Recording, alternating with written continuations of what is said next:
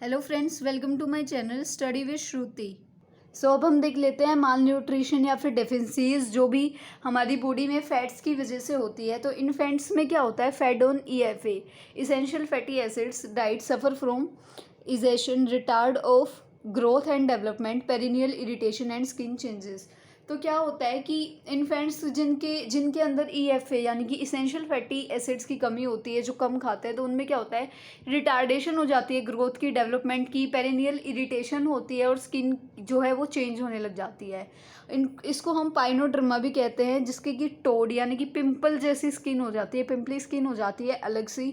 Poor vitamin absorption, जैसे कि हमें पता है कि फैट जो है वो हेल्प करते हैं विटामिन को एब्जॉर्ब करने में, तो पुअर विटामिन एब्जॉर्प्शन हो जाता है।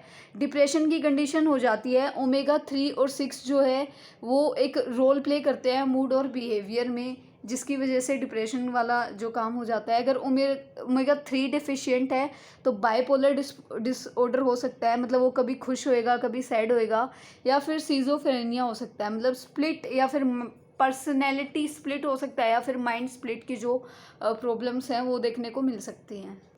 उसके बाद ईटिंग डिसऑर्डर भी देखने को मिलता है, एनोरेक्सिया नर्वोसा या फिर बिंग ईटिंग। या तो वो खाता ही रहेगा या फिर वो खाएगा ही नहीं, मतलब वो उसको ऐसा लगेगा कि नहीं मैं मोटा हो जाऊंगा अगर मैं ज़्यादा खाऊंगा, तो उसको ये चीज़ ईटिंग डिसऑर्डर हो जाता है। उसके बाद कैंसर का जो रिस्क है वो भी बढ़ जाता है, जैसे कि कोलोन का कैंसर होता है, ब्रेस्ट कैंसर, पोस्ट्रेट कैंसर, जिसकी वजह से हम कम फैट खाते हैं। उसके बाद ओमेगा 3 फैटी एसिड जो है ये एंटी कैंसरस होते हैं, ये स्लो कर देते हैं जो भी slow down the prostate tumour, जो भी प्रोस्टेट ट्यूमर बन रहा होता है उसको स्लो डाउन कर देता है। एज वेल एज जो कैंसर सेल्स हैं उनकी ग्रोथ को भी ये स्लो कर देते हैं। Less intake cancerous cell growth increase, अगर हम कम लेते हैं तो कैंसर सेल का जो ग्रोथ है वो इंक्रीज हो जाती है, लेकिन अगर हम ज़्यादा देते हैं तो वो जो फ्री रेडिकल्स को क्या करता है, रेजिस्टेंट कर देता है। अगर हम ओवर कंजप्शन करते हैं तो हमें ओबेसिटी हो सकती है, हम बहुत ज़्यादा मोटे हो सकते हैं। एथीरोस्क्लेरोसिस यानी कि हार्ट से रिलेटेड, हार्ट में जैसे कि कोलेस्ट्रॉल जो है वो जमा हो सकता है हमारी वेसल्स में, ठीक है। कैंसर रिस्क को बढ़ा सकता है।